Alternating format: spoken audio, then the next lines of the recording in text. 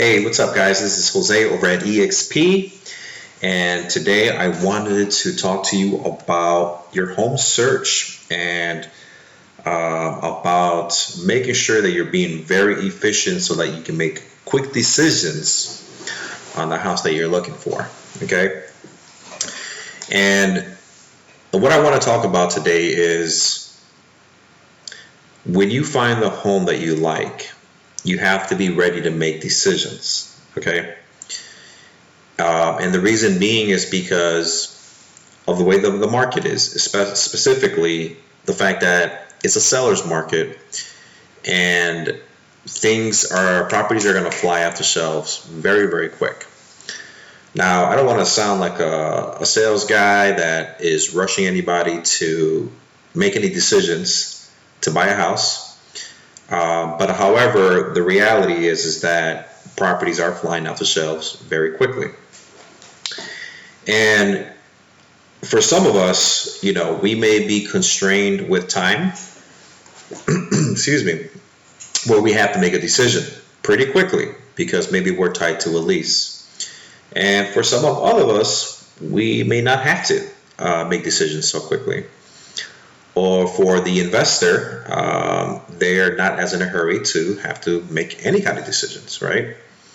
So the video and this advice is more for the person that is in the place where they're ready to make decisions if they have to, whether they're constrained by time or not, or they're just ready to find the right house. Now, when you first start looking for a house, everyone might be in a different circumstance in terms of how much do they know about the market and about what they're looking for before coming to a decision so that they don't lose out on any opportunities.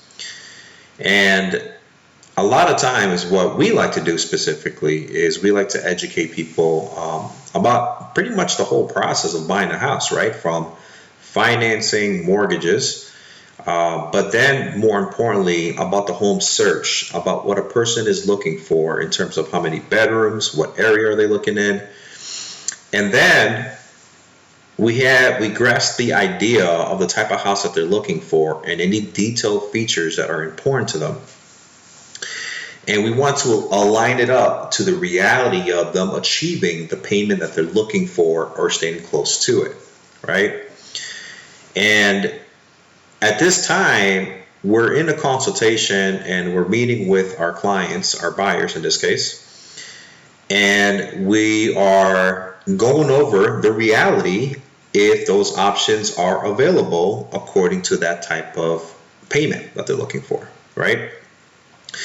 And in that consultation, we're asking several questions, right? And questions that go into depth. And the reason why we're going into depth and we're spending time asking questions is because we really want to picture ourselves and understand exactly what it is that is important to you and what's not important to you. And the reason why we do that and why we encourage others to really sit down with us or any other realtor that they have is that you want somebody to ask you 50 to 100 questions. And I might be overdoing it with the amount of questions, but you grasp the idea. You want someone to really understand what you're looking for almost to the details. And the reason why is because if there are not enough questions asked, you still could find your house. However, you're going to go through many, many, many houses before you find the right one. And what happens is that you're losing time, right? You could be losing other things as well, but you're losing time because if not enough questions are asked, and you're going through the process of actually just experiencing what's for you and what's not, then what's happening is that you're losing time when you can actually be looking at the right houses should have whether it was yourself or somebody helping you. If somebody would have asked you the right questions from the get-go, you probably wouldn't have spent so much time looking at those 10 houses. Okay? What happens a lot of times is that when someone doesn't know what they want, or if the realtor is not asking enough questions in the consultation, sure, you can feel great about getting pre-approved and you can get out there and actually start looking at houses, right? And what happens is that you're in the car and you're spending gas, you're spending time looking at different houses in different areas.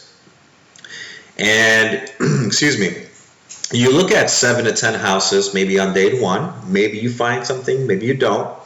And then a day 2 happens and you look at more houses. And what happens is that you start going through houses trying to through the process of elimination, so you can try to figure out what's for you and what's not. And then you finally find the house. And you may find this house, after 8 or 10 hours on day 1, or after, let's say, 4 to 6 hours after day 1, after looking at so many houses. Or you may find it on day 2, where you've spent a day before, and then you're spending that specific day to look at houses. And then you finally find the one. And what happens is that when you get to that house, more than likely, if you love it, there's a really, really good chance that somebody else loves it as well. And the only difference is that that person who loves it just as much as you do maybe came across seeing that house first, early on in their search, before you did. And so what happens is that they get a head start in putting in the offer, and if their offer is aggressive enough, it's going to get accepted. And at that point, the buyer who took a full day or 2 days to finally come into the conclusion that that was the house that they wanted, they're a little bit late in the game. They can submit their offer, but what happens is that if the realtor and the seller already accepted a different offer, or they may be in negotiations where they're not really worried too much about any new offers coming in, they're just going to want to seal the deal and give it to that person that saw the house earlier than you did. Okay? And so that's what we call missed opportunities. Because in some cases, if a lot of questions aren't asked in the beginning, you spend too much time looking at the wrong houses and not the right ones. Okay? Getting to where you need to get to a little bit quicker, because you did the more of the game planning and the homework, and you asked a lot of questions at the consultation. And then in some circumstances, you do the homework and you get out and you start looking for a house, and you find the house. You actually find it. It could be the first house, it could be the second house, it could be the third house you see, right? And you know in your gut that that's the house for you. You can see yourself. You have no reason why you shouldn't move forward, other than the fact that you haven't seen enough houses. Right? And it gets to all of us, right? Is this too good to be true? Did I find my house a little too quickly? Should I be looking at more houses? And you absolutely can. But the problem is that you could lose out on that opportunity that you saw, because you want to fulfill this mental desire to make sure you've seen enough houses. Okay? And I don't blame people for that perspective. But the educational part of this video and this audio, if you're listening into a podcast, is that you have to trust yourself and your instincts and the homework and the preparation that you've done prior to looking at houses to begin with. You have to trust that, because if you've done enough diligence and you find yourself finding a house, whether it was a previously loved home, meaning not brand new, or if it is a brand new house, if you find yourself finding that house early on, I will tell you to go for it. Because that can become a missed opportunity, that if you sit on it and thinking about it too long, and you go out to look at other houses just for the purpose of telling the world and telling your family that you saw 20 houses just for that purpose of fulfilling that peace of mind that you saw enough, and that the reality, that third house you saw was the house. By the time you get back to it, it's probably under contract with another buyer. Okay, that's the reality of the market. And just to kind of set the record straight, we're on October 12th, 2020. So if you're watching this a year from now, 2 years from now, 5 years from now, it could be a different market and the message could be different. But nevertheless, I think that some of the message is the same almost regardless of whatever market you're in, whether things are moving quickly or not. I think that if you've done your diligence, you've asked enough questions, and you find the house, you actually have no questions, you have no reason why you wouldn't move forward. If everything fits, the payment fits and everything, I would encourage you to go for it so that you don't miss out on that opportunity. Okay. Can there be another house that comes in the future? Absolutely. It's always the case, right? It's kind of like when you go in shopping and you do your diligence online and you do the research on the type of TV you want. You buy the TV, you bring it home, you're happy, and then a year later, there's another house that pops up. Or, I'm sorry, another TV that pops up, right? And you're like, man, I want that one, right? So there's always going to be something out there that you like. How often it pops up can be dictated by the market, right?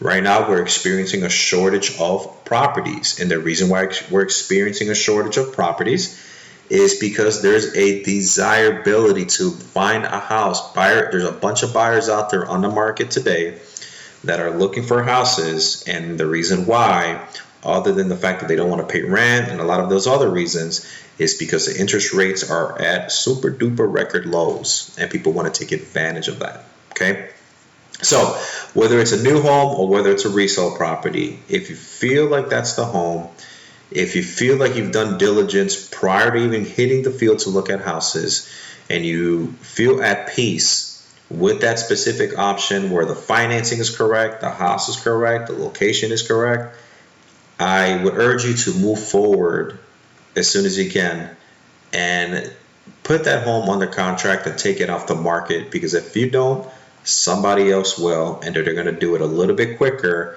because they're going to be a little bit more decisive. Probably because they know they don't want to spend time looking at houses. Okay, so do yourself a favor, do the diligence, ask the right questions. If you see a house in today's market, go for it. Okay, other than that, if you guys have any other questions, you know to reach us. Thanks for tuning in, and of course, we love the love, so the likes, the shares, the subscriptions, all that good stuff. If there's a topic that you want us to talk about, let us know. We'll be more happy to share that with you guys. We'll talk to you soon.